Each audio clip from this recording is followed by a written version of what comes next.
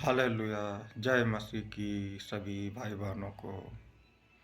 आज हम लोग वचन से सीखेंगे कि अपने जीभ पर कैसे कंट्रोल रखें, क्योंकि वचन कहता है कि तुम्हारे जीभ के वश में जीवन और मृत्यु दोनों है, और मैं चाहता हूँ कि तुम जीवन को ही चुनो।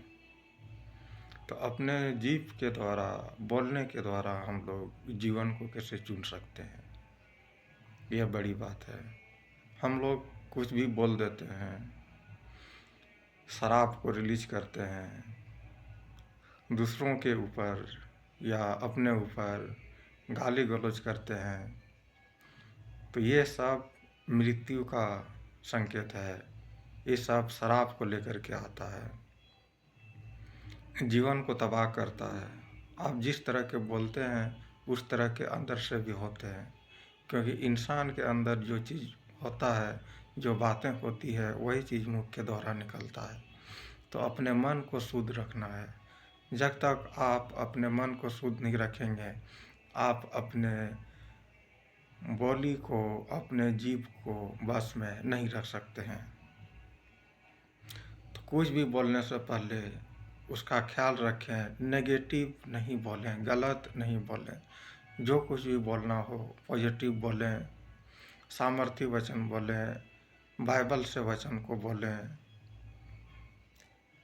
शराब चाहे अपने ऊपर हो या दूसरे के ऊपर, जब मुख से निकल जाता है तो वो कहीं ना कहीं असर करता ही है। वो दूसरे के ऊपर करे, आपके ऊपर करे।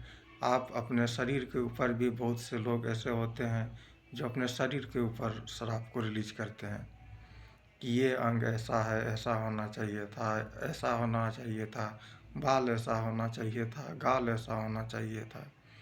परमेश्वर को धन्यवाद दीजिए। परमेश्वर ने जो भी बनाया है, जैसे भी बनाया है, आपके शरीर के एक एक अंग को अच्छा बनाया है और सुंदर बनाया है। इसके लिए परमेश्वर को हमेशा धन्यवाद करें, प्रार्थना में हमेशा धन्यवाद करें।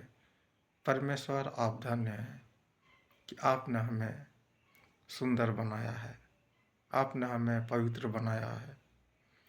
आपके वचन के अंगीकार के अनुसार ही आपके जीवन में घटनाएं जो आने वाले दिनों में होगा वो घटित होगा।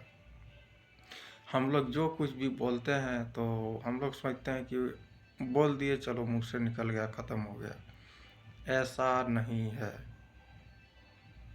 इस दुनिया का सिद्धांत को जान लीजिए, बाइबल के सिद्धांत को जान लीजिए कि आप अभी जो चीज़ बोल रहे हैं वो अभी देर से या कुछ सालों बाद उसका असर देखने को मिलेगा ही मिलेगा। आप अच्छा बोलें, उसका भी असर देखने को मिलेगा। आप बुरा बोलें, उसका भी असर देखने को मिलेगा। तो नेगेटिव बोल के खुद को या दूसरों को दुखी ना करें, क्योंकि जैसे आप करेंगे, जिस तरह हमने आपको शुरू में बताया कि जिस नाप से आप नापिएगा, जो चीज़ आप लोगों को देना चाहते हैं वही चीज़ आपके पास घूम के आएगा। आप लोगों को इज्जत दीजिएगा तो आपके पास भी इज्जत घूम के आएगा। लोग आपका रिस्पेक्ट करेंगे, आपका छवि बढ़िया रहेगा। आप अपने मुख के द्वारा गाली गलौज करेंगे, गंदी भाषाओं का यूज करेंगे तो आपका इमेज खराब होगा। अभी नहीं खराब हो, कुछ दिनों के बाद खराब हो, कुछ सालों के बाद खराब हो, पर खराब होगा। आपके पीठ पीछे ये बातें चलेगी कि वो अच्छा नहीं है, उसका भाषा अच्छा नहीं है, उसका व्यवहार अच्छा नहीं है। तो पहले खुद पे सुधार लाना है। दूसरों को सुधार करने से पहले खुद पर सुधार लाना है। सबसे बड़ी बात यही है कि आप सुधर जाएंगे, आपका मन सुधर जाएगा। आपका मन सुधर जाने के बाद आपको प्रार्थना में मन लगेगा। जब तक आपका मन बिगड़ा हुआ रहेगा, गंदी चीज़ों का लत लगा हुआ रहेगा, गंदी भाषा का लत लगा हुआ रहेगा, आप प्रार्थना नहीं कर पाएंगे। प्रार्थना मन से होता है, प्रार्थना दिल से होता है। प्रार्थना मुख के द्वारा नहीं होता, प्रार्थना आत्मा से भर के होता है।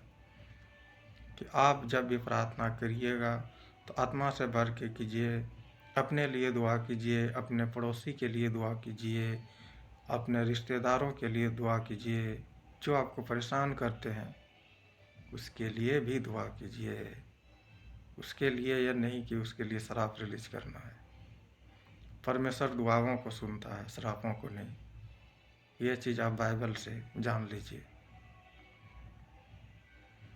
और अपने जीभ को, अपने मुंह को, अपने मन को कंट्रोल में रखना है। हम लोग, बहुत से लोग होते हैं जो हम लोग सोचते हैं कि चलो हम बोले नहीं पर बुरा सोच रहे हैं, तो सोचना भी गलत है। क्योंकि बाइबल कहता है कि अपने मन की रक्षा करो, क्योंकि जीवन का मूल स्रोत वही है। क्योंकि आप नेगेटिव सोचेंगे तो जाहिर सी बात है कि भाषा भी नेगेटिव ही बोलेंगे, आपका व्यवहार भी नेगेटिव ही होगा। आप पॉजिटिव सोचेंगे, आपका भाषा भी पॉजिटिव होगा, आप आशीषित बातें करेंगे, आपका काम भी आशीषित रहेगा और आप खुश रहेंगे। तो चलिए, आज हमने जाना कि अपने मुंह को कैसे इस्तेमाल करना है और अपने ऊपर आशीषों को कैसे लाना है। जय मसीह।